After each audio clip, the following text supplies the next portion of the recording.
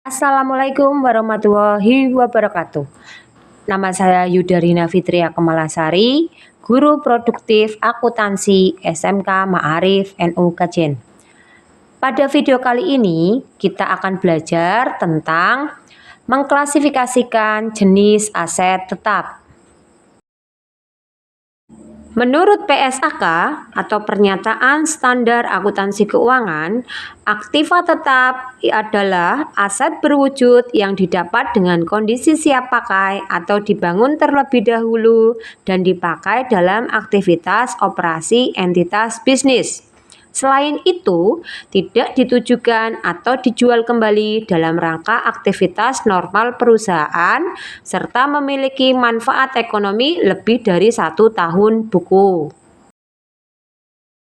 Ada dua jenis aktiva atau aset tetap. Yang pertama, aktiva atau aset tetap berwujud. Aktiva atau aset tetap berwujud atau disebut juga tangible fixed asset memiliki bentuk fisik yang memberi manfaat ekonomi pada masa mendatang bagi perusahaan. Aktiva tetap berwujud juga merupakan salah satu faktor penting yang menentukan lancar tidaknya operasional perusahaan, khususnya perusahaan industri.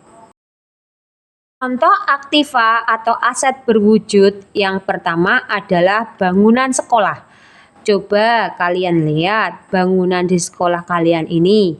Itu merupakan contoh dari aktiva atau aset tetap berwujud. Contoh aktiva tetap atau aset tetap berwujud yang kedua adalah mobil. Di sekolah kalian ada beberapa mobil yang digunakan untuk operasional sekolah. Contoh yang ketiga adalah mesin dongkrak. Mesin dongkrak adalah aktiva tetap berwujud yang digunakan dalam operasional bengkel. Contoh yang keempat adalah komputer dan printer. Komputer dan printer merupakan aktiva tetap berwujud yang digunakan dalam operasional perusahaan atau sekolah. Contoh aktiva tetap berwujud yang kelima adalah AC. AC digunakan dalam operasional perusahaan maupun sekolah. Contoh aktiva tetap berwujud lainnya adalah aktiva tetap sumber daya alam, seperti batu bara yang digunakan dalam operasional perusahaan listrik negara. Jenis aktiva atau aset tetap yang kedua adalah aktiva atau aset tetap tidak berwujud atau intangible fixed asset. Adalah aset yang tidak memiliki bentuk fisik atau tidak terlihat wujudnya, namun memiliki nilai bagi perusahaan dan umur ekonomisnya lebih dari 1 tahun.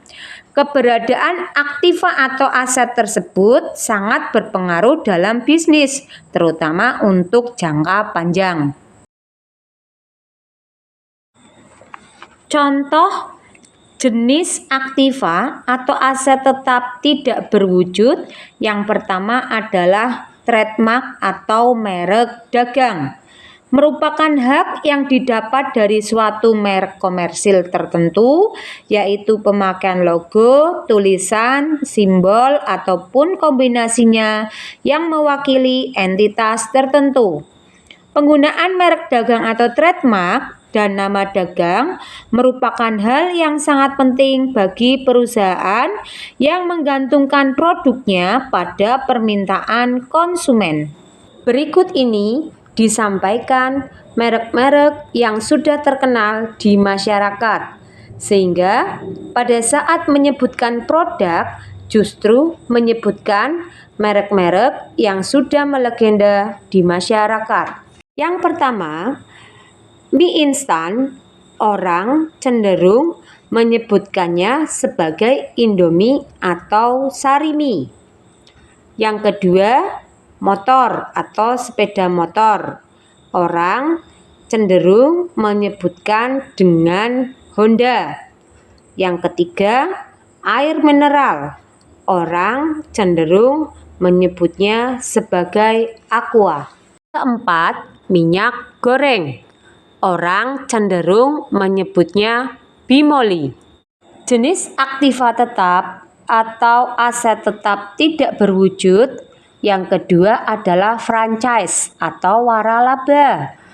Merupakan hak yang diperoleh oleh suatu pihak atau franchise dari pihak lain franchisor untuk menggunakan proses produksi, menggunakan logo franchisor, dan kemudian menjual hasil produk tersebut. Sekarang banyak ditemukan usaha franchise di dunia perdagangan, misalnya Indomart, Rocket Chicken, dan Ayam Super.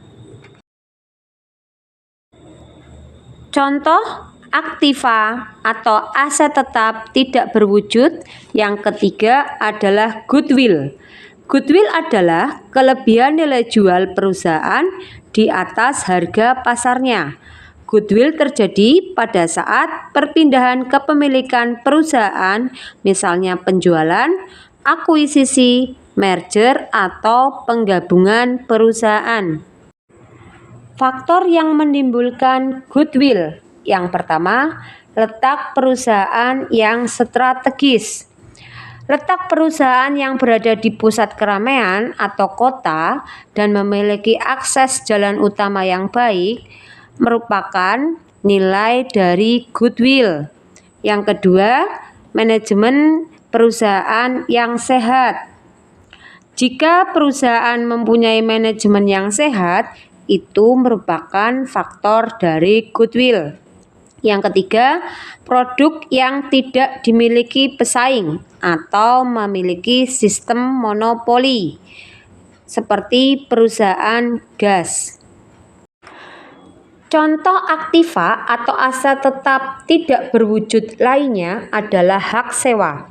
Hak sewa diperoleh dari transaksi sewa aktiva tertentu, disahkan oleh notaris dan dalam tempo kurun waktu tertentu. Contohnya sewa kendaraan, gedung, peralatan alat berat, dan mesin. Selain itu, masih banyak contoh aktiva tetap tidak berwujud lainnya yang bisa kita temui dalam kehidupan sehari-hari. Sebelum mengakhiri video ini, mari kita simak hasil wawancara dengan salah satu mitra dari waralaba atau franchise Ayam Super.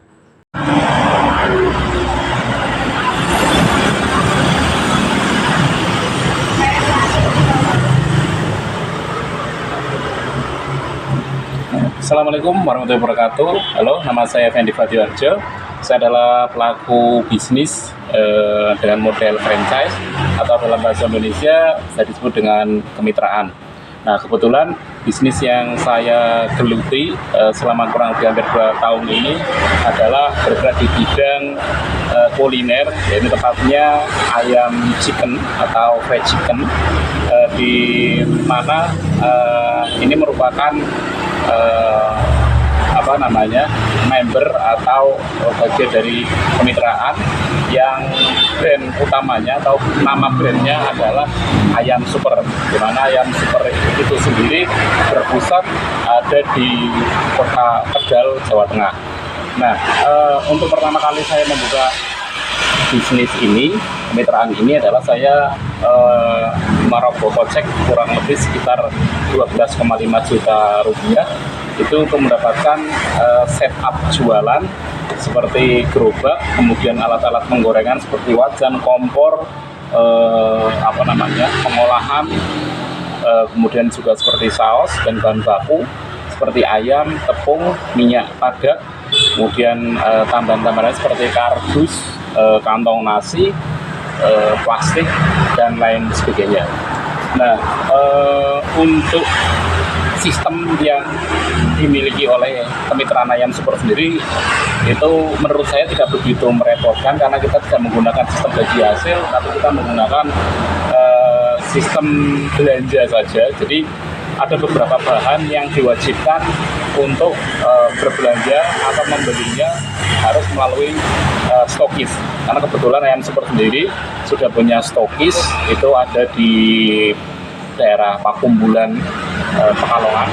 Mereka adalah bagian dari stokis, jadi kita wajib membeli bahan baku atau bahan dasar dari sana seperti ayam marinasi, kemudian minyak padat, kemudian tepung, dan saus, kantong, dan kardus. Nah, untuk hal-hal yang lain seperti plastik atau styrofoam, atau juga untuk yang lain-lainnya, itu dari pihak ayam super sendiri tidak mewajibkan untuk membeli dari sana. Jadi kita bisa punya kesempatan untuk mencari atau memiliki peluang untuk bisa mencari channel yang lain. Nah, untuk keuntungan dan segala bentuk aspeknya itu diserahkan kembali masing-masing ke masing-masing mitra. Jadi setiap mitra itu bisa memodifikasi untuk harga menu dan sebagainya. Jadi ayam super hanya memberikan tarif dasar saja atau harga dasar untuk misalkan per pieces dari ayamnya, yaitu untuk dada itu 9.000 dan non dada adalah 8.000. Nah, untuk modifikasi atau untuk menu-menu yang lainnya itu semua dikembalikan ke mitranya masing-masing. Jadi seperti misalkan di tempat saya itu ada crispy, ada geprek, ada spicy. Di tempat lain ada yang geprek keju dan sebagainya, itu misalkan masuk. Jadi ayam super itu tidak ada pakem untuk menu dan harga, cuma ada tarif dasarnya saja. Mungkin kurang lebih seperti itu yang bisa saya sharing tentang kemitraan atau tentang franchise ayam super itu sendiri. Terima kasih. Assalamualaikum warahmatullahi wabarakatuh. Sekian video pembelajaran kali ini. Wassalamualaikum warahmatullahi wabarakatuh.